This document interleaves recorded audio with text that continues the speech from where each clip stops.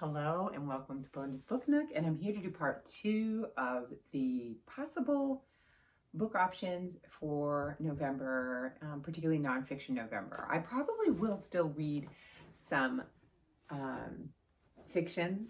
I always squeeze that in somehow, whether it be an audiobook or maybe a graphic novel or something like that. So I probably will squeeze those in, but I just wanted to speak specifically to help promote some more nonfiction. So I gave you a couple of books in my last video, and in this one I have 4 more that are off my shelf that I am giving some weight to, thinking about reading. So the first is going to be this one, which I showed you all, which is Cast, and I'm super excited. I think I showed you guys I got this one, and it's a signed copy too with her name in it. You know, it's super exciting. After reading The Warmth of Other Suns, I feel like she can do no wrong, and I'm hoping for this one. But yeah, look at that. So I'm super excited about this one. So this one is Cast, The Origins of Our Discontents by Isabel Wilkerson. And this one is going to explore, you know, basically, let's see if we have a little good synopsis here.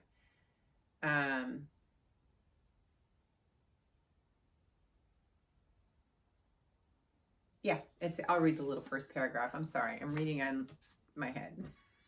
It says, in this brilliant book, Isabel Wilkerson gives us a masterful portrait of an unseen phenomena in America as she explores through an immersive, deeply researched narrative and stories about real people, how America today and throughout its history has been shaped by a hidden caste system, a rigid hierarchy of human rankings.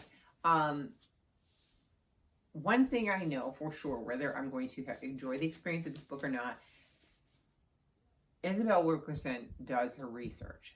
It was incredible, the amount of information. It took her a long time to do the last book that she wrote, and I imagine this one took her equally amount of time. So I think when people put in the effort like that, it usually yields a good result. I think she's going to change it, maybe the way people are going to look at, or the terminology people look at how our society is structured.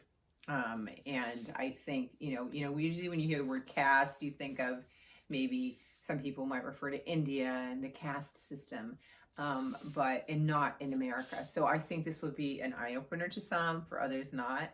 But I think that there's going to be something in here that's going to move me. So this is a definite option, depending upon how heavy it is. I will do this one for nonfiction November. So we have that. Then we have this one I got. I was thinking of my son when I got it, that maybe he might want to read this. I think this is probably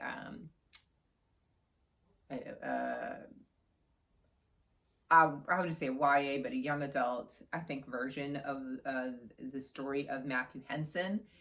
And so I think that, I don't know. I think that's why when I got this, I thought of him. But it is a history book, and it is about Matthew Henson, who was a North Pole explorer. You heard about the North Pole, and you didn't really hear about him. And this is going to give a good, more complete picture. It says in here, in an era where segregation thrived and Jim Crow reigned supreme, adventurer Matthew A. Henson defied racial stereotypes. During his teenage years, Henson sailed on vessels that journeyed across the globe, and it is those experiences that caught the attention of famed Arctic explorer Robert Peary. Operating as Peary's first man on 6 expeditions that spanned more than a quarter of a century, Henson was an essential member of all of Peary's most famous expeditions. With his unparalleled skills as a craftsman and his mastery of the dialects of native Northern Americans, Henson was indispensable to the success of these missions. Of all the voyages that Henson and Peary undertook, none were more groundbreaking than their 1909 journey to Greenland and on the previously impenetrable North Pole. Onto the previously impenetrable North Pole. Together with a small team of Inuits, Hansen Ferry became the first team to reach the geographic North Pole, cementing their place at two of the greatest Arctic explorers of all time. Blah, blah, blah, blah, blah. I'm looking forward to it. I remember my mom talking about him when I was growing up, and like, we're not talking about him. Why aren't they mentioning him? And our history books are, what they are. But this is gonna give some more light to that experience. So I thought this would be a fun one to read. And it's, like I said, I think it's a young adult one, so it should be a fast one. So that's a nice one. This other one I've had since I had pre-ordered it when it first released. I got it on my Kindle, and then I wanted it so much so that I wanted a printed version of it because I wanted to use this for I haven't really been putting videos or prefacing them to be in my family search, and I thought that this one would definitely fit in there. And this one is The Yellow House by Sarah M. Broom. I don't know if you've heard about it, but it is a great book. I have not read it yet, but I know it is. I just know. I was able through the pandemic have access to an author talk where she talked about this book and her experience of writing it and answered questions. And oh my God, is she lovely? If you get a chance to even go and look at and listen to her talk on YouTube, it's worth it. She talks about basically the experience of her family growing up in New Orleans, and it explores history, it explores family, geography, what is the sense of home, place, race. It goes through a lot of stuff, and I think this one is going to be just a wonderful one and inspirational for me, to continue on my research, which has been stalled for a little while now. And I think this would be a great one for that series. So this is definitely one it's a good candidate. It depends on where my mindset is in November, but these are all good candidates. But this one is definitely one that has a lot of meaning to me. So that one again is The Yellow House by Sarah M. Broom.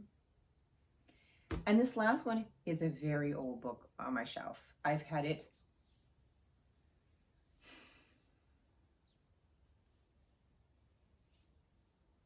let me see when it came out. I was showing you it. I've had it probably on my bookshelf for, easily 5, 6, 7, 8 years. Okay, it came out in 2014. I think that's right around when I got the book, and I still haven't read it. We talked one time in one of my videos about, public service and being able to do things to help mankind, and I'm always looking for stories, inspiration, and information on how to be a better citizen, how to be able to help other people. And this book, I had saw the author being interviewed. I don't know if it was Oprah or somebody had talked to him, and I was like, gotta get his book. I want to hear more about this story, and I want to see.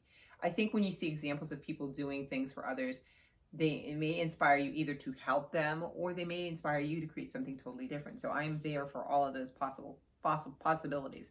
And this one is called The Promise of a Pencil, and it's how an extraordinary person can create extraordinary change by Adam Braun. And Adam Braun began working summers at hedge funds when he was 16 years old, sprinting down the path to successful Wall Street career. But while traveling as a college student, he met a young boy begging on the streets of India. When Braun asked the boy what he wanted most in the world, he simply answered, a pencil. This small request became the inspiration for Pencils of Promise, the organization Braun would leave a prestigious job at Bain & Company to start with just $25 at the age of 24. Using his unique for-purpose approach, he helped redefine the space in which business, philanthropy, and social media intersect. And a mere 5 years later, Pencil of Promise has now built more than 200 schools around the world, proving that anyone can create a movement that matters. The Promise of a Pencil chronicles Braun's journey through more than 50 countries to find his calling. And each chapter explores the steps that each person can take to ignite their own passion and potential.